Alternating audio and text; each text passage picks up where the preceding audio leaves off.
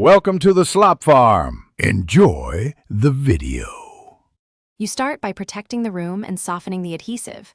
Move furniture, lay a drop cloth, and tape seams. Heat speeds removal. Fill a spray bottle with hot water and 1/4 fabric softener or a commercial stripper, then saturate a 2-3 FT section. Wait 2 to 5 minutes so the glue loosens. Watch the edge for lifting.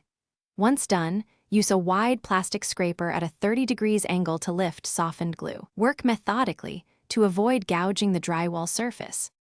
You now focus on removing remaining glue. Keep reapplying your solution and let it soak before each pass. Patience prevents damage. Start with a 4/6-inch plastic scraper, then carefully use a thin metal blade only where plastic fails. Scrape across fibers, not into the wall. After bulk removal, use a damp sponge to lift sticky streaks, then a 120-150 grit sanding sponge to gently abrade residue. Make sure to vacuum dust frequently so you can see stubborn patches clearly.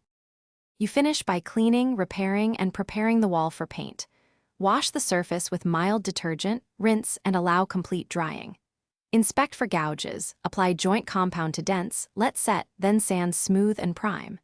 If small glue stains remain, try an enzyme-based cleaner or repeat localized steaming. Make sure to avoid overwetting.